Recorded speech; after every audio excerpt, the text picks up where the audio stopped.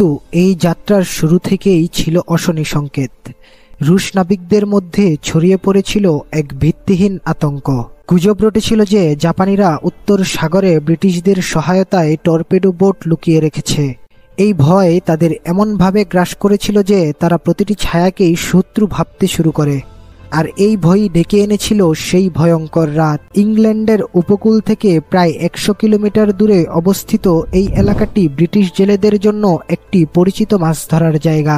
গেমকক fleet নামের একদল British মাছ ধরার ট্রলার প্রতিদিনের মতোই জাল ফেলে মাছ ধরছিল। তারা ঘূর্ণাক্ষরেও টের পায়নি যে সাক্ষাৎ মৃত্যু তাদের দিকে এগিয়ে আসছে। ঘন কুয়াশা আর অন্ধকারের মধ্যে দিয়ে এগিয়ে আসছিল অ্যাডমিরাল রোজেস্টোভেনস্কির নেতৃত্বে থাকা রুশ নৌবহর।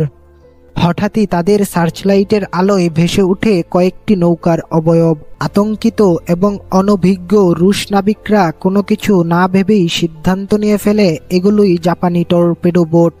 সঙ্গে সঙ্গে অ্যাডমিরাল গোলাবর্ষণের নির্দেশ দেন। ব্রিটিশ জেলেরা প্রথমে ভেবেছিল হয়তো ব্রিটিশ নৌবাহিনী মহড়া দিচ্ছে, কিন্তু মুহূর্তেই তাদের ভুল ভাঙে। রুশ যুদ্ধজাহাজগুলো থেকে বৃষ্টির মতো গোলা এসে পড়তে থাকে তাদের নিরীহ নৌকাগুলোর উপর।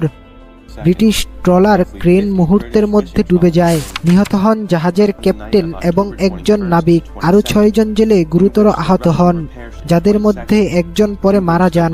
পরিস্থিতি এতটাই বিশৃঙ্খল হয়ে পড়ে যে রুশ যুদ্ধজাহাজগুলো একে অপরকে জাপানি জাহাজ ভেবে ভুল করে নিজেদের জাহাজকেই তারা আক্রমণ করে বসে। রুশ ক্রুজার অরোরা এবং দিমিত্রি ডনস্কই নিজেদের গোলার আঘাতে ক্ষতিগ্রস্ত হয়।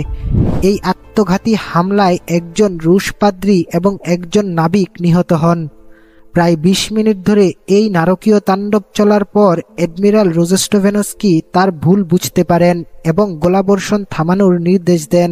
কিন্তু এখানেই রাশিয়ার সবচেয়ে বড় ভুলটি হয়ে যায়। নিজেদের ভুলের জন্য লজ্জিত রুশ নৌবহর আহত ব্রিটিশ জেলেদের কোনো রকম সাহায্য না করেই সেখান থেকে পালিয়ে যায়। এই অমানবিক আচরণই পুরো ঘটনাকে একটি আন্তর্জাতিক সংকটে পরিণত করে।